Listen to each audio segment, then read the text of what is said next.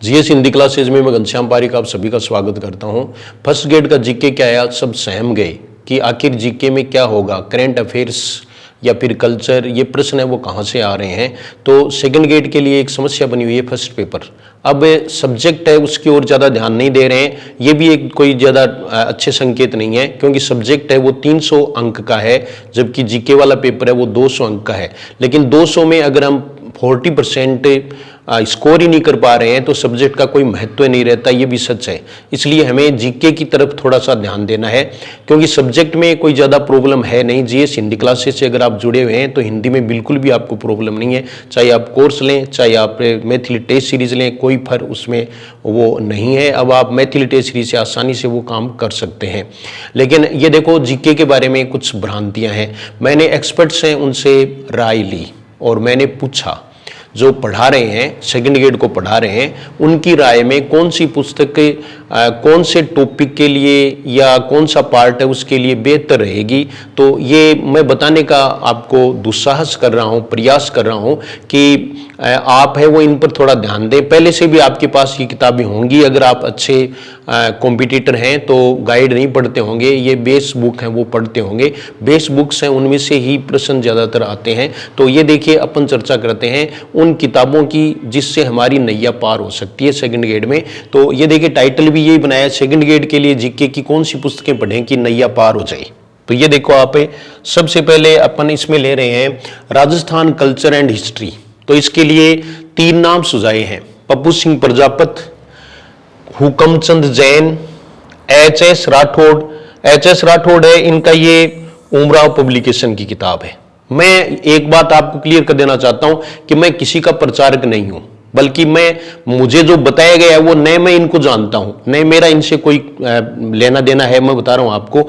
लेकिन किताबें अच्छी हैं तो पढ़ने में कोई हर्ज नहीं है और बताने में भी कोई हर्ज नहीं है। तो मैं आपको बता रहा हूं कि ये किताबें अगर आप पढ़ेंगे तो आपको बहुत कुछ है वो इसमें मिलेगा। फिर हम ये सोचें कि भाई इतनी किताबें हैं वो तो पढ़ी नहीं जाएंगी, तो कोई भी एक है वो आप इसमें से सेलेक्ट कर लें और उसमें से प्रश्न आ सकते हैं। वैसे आपके पास अगर टाइम है, कोई कुछ ऐसे कैंडिडेट हैं जो बहुत दिनों से तैयारी कर रहे हैं तो उन्होंने सार निकाल लिया है, तो उसमें आप ये कंसल्ट कर सकते हैं और पहले से भी आपके पास ये किताबें होंगी। अब ये देखिए, दूसरा स्टेट पॉलिटी के लिए देखिए, इसमें स्टेट पॉलिटी है आपके, और ये देखिए आप, यानी राजस्थान की पॉलिटी है, राज्य व्यवस्था है। तो सुरेश राजपुरोहित इसमें और राहुल चौधरी, ये 2 नाम मुझे सुझाए गए हैं। इनकी किताबें हैं वो इसके लिए अच्छी बताते हैं। फिर भारतीय संविधान है, इसके लिए प्रसिद्ध किताब है एम लक्ष्मीकांत, ये अगर आप पढ़ लोगे तो। दूसरा है कि टॉपिक्स जो है ना, टॉपिक उससे बाहर नहीं जाएं, बल्कि आप टू दी पॉइंट है वो टॉपिक पर ही रहें और उसको ही पढ़ें, वरना सारा काम आपसे होगा नहीं। फिर देखिए, भारतीय अर्थव्यवस्था है, उसके लिए रमेश सिंह की किताब आती है, वो आप पढ़ें और उससे थोड़ा कंसल्ट कर लें, जो आपके टॉपिक है वो, केवल पूरी किताब नहीं पढ़नी है आपको। फिर देखिए, भूगोल के लिए देखो, जियोग्राफी के लिए इसमें वर्ल्ड जियोग्राफी भी आपके है। तो वर्ल्ड जियोग्राफी है, उसके लिए महेश कुमार बर्नवाल का नाम सुझाया है मुझे, जियोग्राफी के ही जो एक्सपर्ट हैं उन्होंने। इंडिया जियोग्राफी है वो आप एनसीईआरटी में से ही पढ़ें, ये उन्होंने बताया है। एनसीईआरटी सारांश के नाम से आजकल किताब आती है मार्केट में, वो ले लें। राजस्थान ज्योग्राफी है वो हरिमोहन सक्सेना प्लस एनसीईआरटी सार, जो कक्षा 6 से 10 तक है।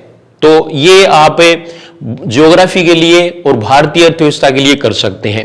इसके बाद देखो, ये देखिए आप, हालांकि करंट अफेयर्स है, इसका ज्यादा रोल इसमें नहीं रहना चाहिए, वो जैसे पोर्शन अगर हम सिलेबस देखते हैं, लेकिन इनका रहता ही है। तो मेरी जो राय है वो तो ये है कि पहले से अगर आप अखबार पढ़ रहे हैं और अखबार पर आपकी नजर है और आपने एक रजिस्टर बना रखा है और उसमें अगर आप लिख रहे हैं, तो मेरी समझ में किसी भी कोई भी जो मैगजीन है या गाइड है या उसकी कोई भी जरूरत आपको नहीं है। अगर आपने जो अखबार है वो ढंग से पढ़ा है और आपको अखबार पढ़ना आता है कि कौन सी चीजें कंपटीशन के लायक हैं। ज्यादातर समस्या ये रहती है, अखबार पढ़ते तो हैं लेकिन उसमें क्या पढ़ते हैं ये महत्वपूर्ण है। तो ये देखिए आप, पीआईबी, ये देखो गूगल सर्च करके आजकल इससे प्रश्न आ रहे हैं। तो इसमें देखिए आप, प्रेस इंफॉर्मेशन ब्यूरो, ये जो है ये आप गूगल पर सर्च करके देख लें, इस साइट पर आपसे संबंधित जो जानकारी है वो उसमें आप ले लें। और एक है क्रोनोलॉजी, ये तो प्रसिद्ध है ही। और फिर देखिए, संबंधित मंत्रालय की वेबसाइट है आरक्यू, आर्कीव है उस पर भी आप देख सकते हैं और ये जान सकते हैं। लेकिन इतना काम आपसे होगा नहीं, तो मेरी समझ में अखबार वाला या सारांश वाला एक क्रोनोलॉजी है, उससे भी सेकंड ग्रेड में काम चल जाएगा मेरी समझ में। वो जो नहीं आएंगे वो नहीं आएंगे। फिर देखो इकोनॉमिक सर्वे एंड बजट, ये जो इकोनॉमी वाले जो प्रश्न हैं 2-3 वो इसमें से आ सकते हैं।